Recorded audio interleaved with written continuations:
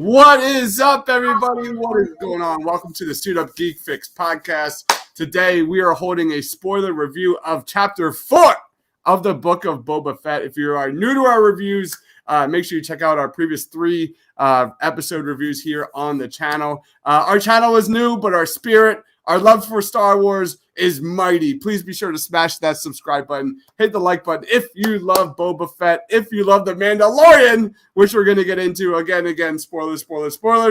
And if you're watching us live, make sure you comment. We'll bring up your question and comments here live. Joining me, as always, is my brother from another mother. He is Loretto. Follow him on Twitter at Marcellus Durnan. What's good, Lo? Good evening, sir. Pardon my lack of energy. I'm on like hour 12 of a 16-hour shift. As our spirited fellow suit up geek from Canada would say, I'm due for a nappy nap. We have a comment. Keith says Lo is looking like an on the street corner. Let's go to Lo for some breaking news on Star Wars. He is reporting live from Tatooine. Lo. Also joining, awesome comment. Also joining my man Ryan, back to back trip champ of our trivia. What is that, Brian? Soon to be 4 when I win the 90s trivia night on Friday. But thank you, Dibes, for having me on for this and the continuation of this series. I'm just glad you guys aren't sick of me yet. All right, let's jump right into first impressions, general impressions.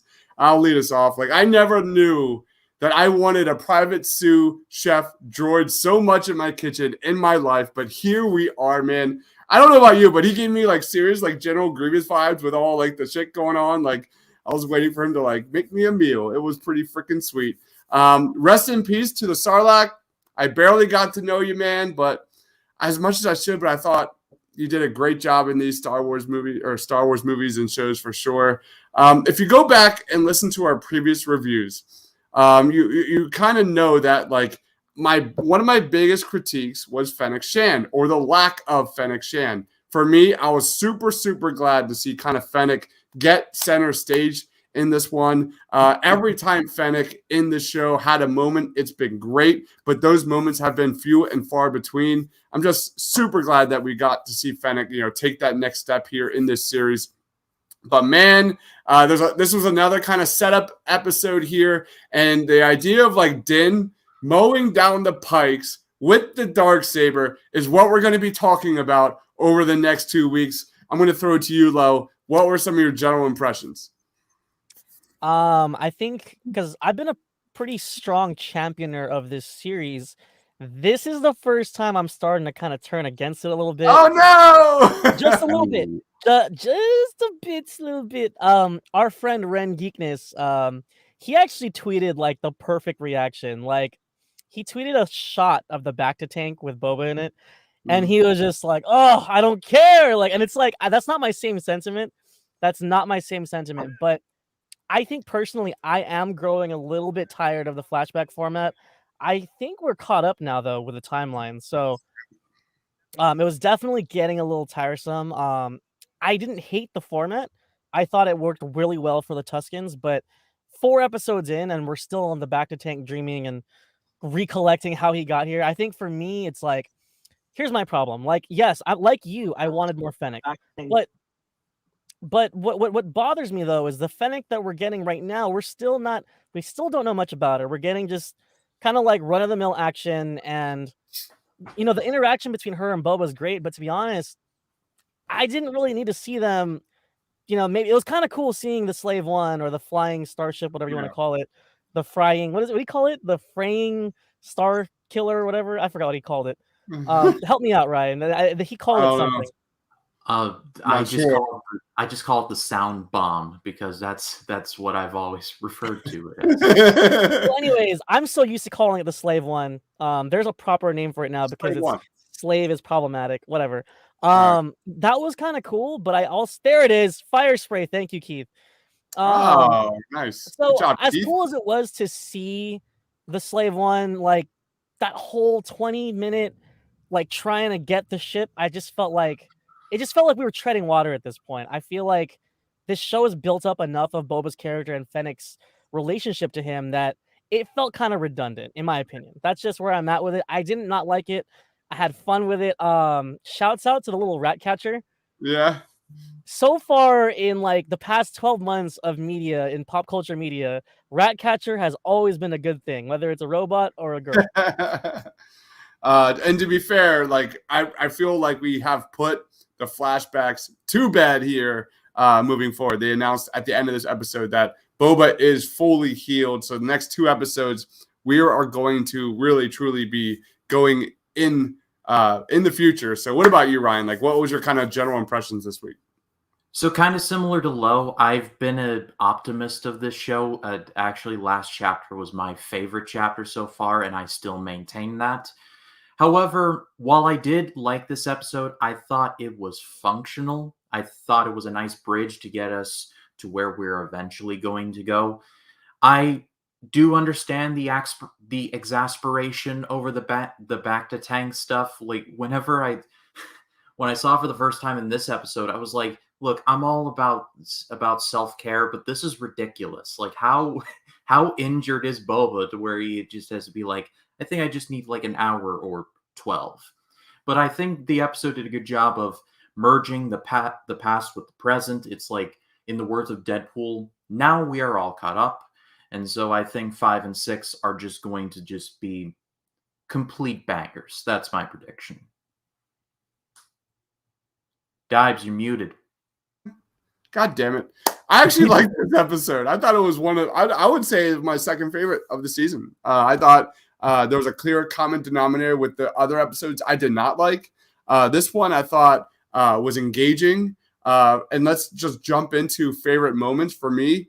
You touched on it, Lo. I loved seeing Boba's reaction to the Slave One. That was really special for me, just that reaction. But for me, I love that dialogue here in this episode where Fennec is talking to Boba and she goes, your time with the Tuscans has made you soft. And Boba looks at her and goes, no, it has made me strong.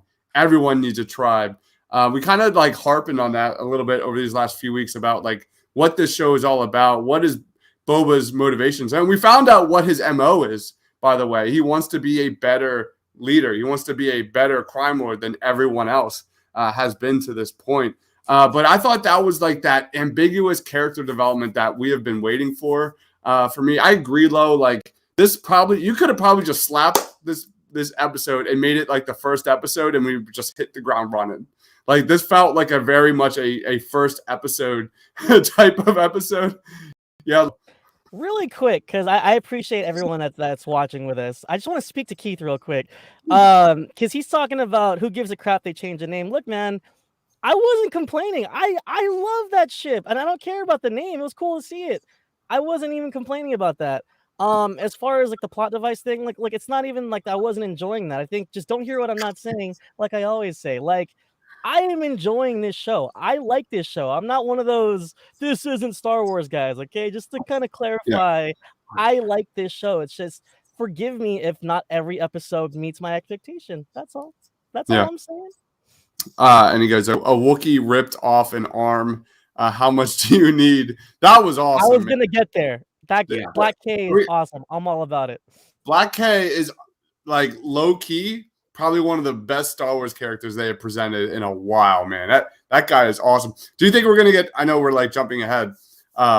Actually, yeah, let's just go to best moments. My favorite moment was that moment where I like, you look at Boba, like he just wants a family. That's really what he wants. That's what he's all about. What about you, Ryan? I'll throw it to you. What's your favorite moment of this chapter 4?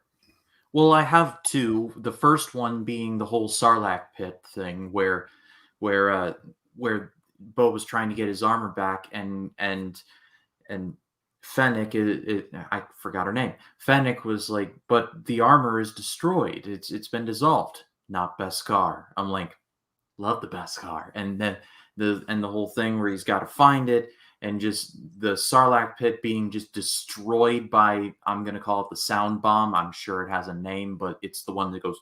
One of my favorite things in Attack of the Clones is that thing. It's one of my favorite Star Wars weapons. It's just, actually, Ryan, cool. I think the official name is Django called it a seismic charge in Attack of the Clones. Seismic charge. That does sound about right.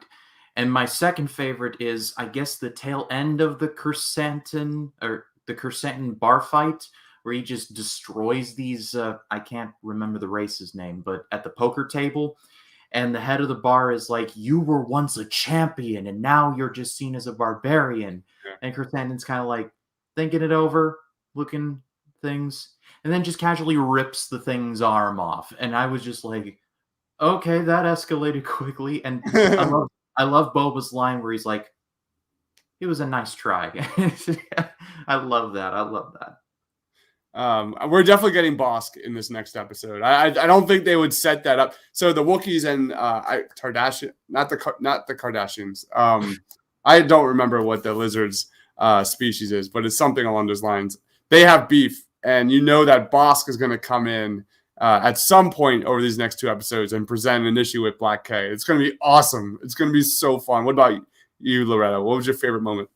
I think Keith got you in the chat. It looks like Jandosians. Is that the lizard? No, it's like a Trandoshan. Okay.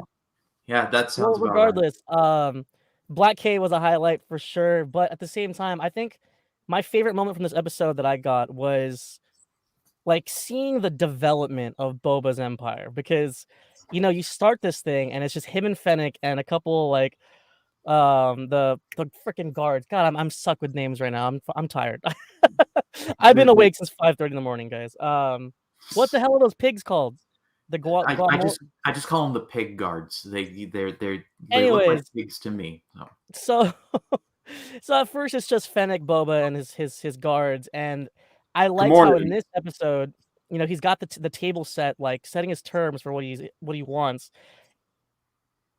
and Rancor's claw come up, and it's just like, there we go. Got Black K like standing off in the distance. And it's like he's slowly developing his love it. I know we're probably gonna get.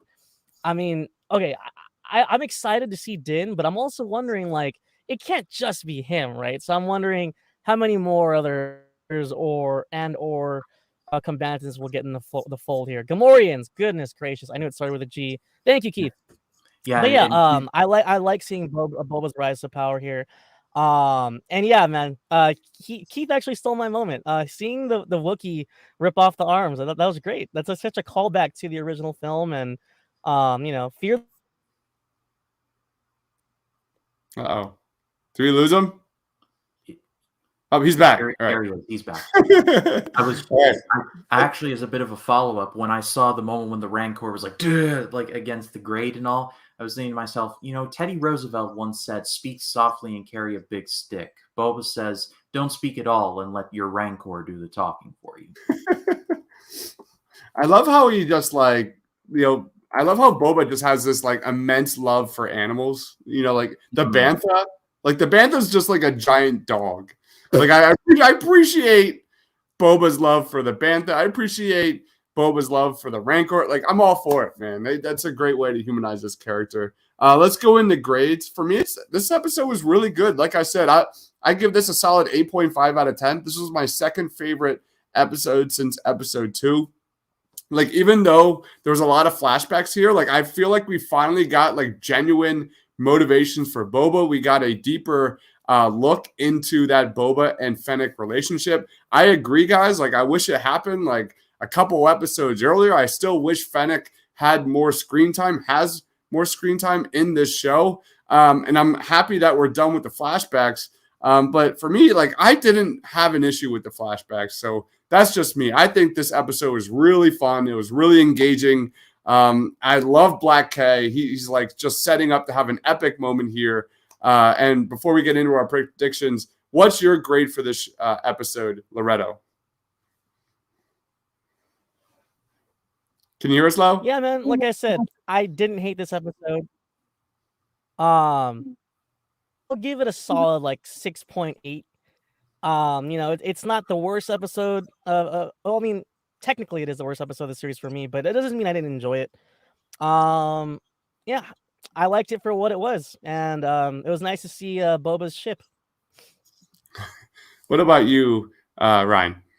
I'm gonna give this a 7.5. I'm going lower than normal because I thought the episode was functional. Like I said, it definitely had some really good moments, but I watch these episodes before I go to work, and sometimes, like, if I'm checking my watch, being like, guys, speed this up. I gotta leave eventually. Like, if I start to feel it, then it's definitely knocking some points off. It was good, but definitely a step down from the last chapter for me. Awesome. Let's jump right in. Oh, Keith says flashbacks are the new Nickelback. You hate it, but you don't know why. Hot take, I didn't Rockstar say is I a hate really them, good by the song. way. I never said that. I don't know what's happening here. Yeah. Hot take, Rockstar is a great song. All right, let's get into some predictions. Before I get into mine, because I've got a bunch. What about you, Lo? Do you have any predictions about Chapter 5 or where this series is heading? I'm partial to This Is How You Remind Me myself, you know. This is how you remind me of what I really am. Yeah, I like that's that a one good too. fucking song, guys. All right, sorry. Chapter 5. I'm more of a Limp Bizkit fan. I did it all for the Wookiee. What about the Wookiee? The Right. Wookiee? You can take that. It's just one of those days. It's Anyway, my way or the highway. oh man, we are getting off the rails here. Way off top. So chapter 5. You know what's interesting, Dives? I thought for sure we were gonna get Cad Bane in this series. Those like the percentages like dropping, like we ever look Yeah. at like Super Bowl percentages or like Yeah. playoff percentages. The Cad Bane like stock is dropping right No now. question. I'm worried because I really wanted to see him, but at this point, I don't think it's gonna happen. I think we're gonna get that ragtag group of hunters and whatever else they could find. But at the same time, I'm holding out hope that a few of the Tuscans from his tribe made it out. Fingers crossed. I don't want to spoil any thoughts for people that weren't on that wavelength, but that is something I'm hoping for. I loved his initiation into the Tuscan tribe. I loved seeing him do the war chant with them and just learn about their culture, learn about their weaponry, and for him to make his own, I don't even know what you call it, that stick weapon thing with the point. Like, I just thought that was so cool. And I really hope at least one or two of those Tuscans survive. Maybe the child and another Tuscan adult. That would be awesome to see them link up and just lay waste to the Pikes. We have a comment here. Keith, I'm the type of dude who frames his Weird Al concert tickets, man. Dude, I'm not lying. I remember I am that old where I remember when that first came out, like Gangster's Paradise made it. What was it, like at Amish Paradise? Amish Paradise. I remember when that first came out, and it was like everywhere. That's how old I am. Like ma Bologna. I'm a fat man myself. I'm fat. You're really, really fat, Jumbo. Ryan, any predictions here moving forward? I've pretty much abandoned the Cad Bane ship. Like I was like, he could be, but it's like it's gone. Like he's not showing up. My prediction that I made last time of just being a big old battle in the Dune Sea, I think is still gonna hold. Whether it's like the Hutts and just the Pikes and all the alliances coming together, or it's just Boba's people versus the Pikes, and then the Mandalorian does show up, or Din, excuse me. I think episode 6 is just going to be one big boss fight, and it's going to be amazing. Yeah, that the dream for Cad Bane is definitely going down. Gangster's Paradise, man. That's some good stuff right there. Yeah, Din is definitely showing up here. Absolutely. They hinted at it heavily throughout this episode. No question about it. Yeah, I think we're going to get this giant crossover. I think that's where we're getting big hints at Bo-Katan. Of course, the Mandalore, Darksaber. I talked about in earlier episodes how quite possibly, Jabba's palace could be a sanctuary for the Mandalorians. I think that is absolutely in play here. Ahsoka, Grogu, Thrawn. Who knows? Who knows how this could all tie in together here?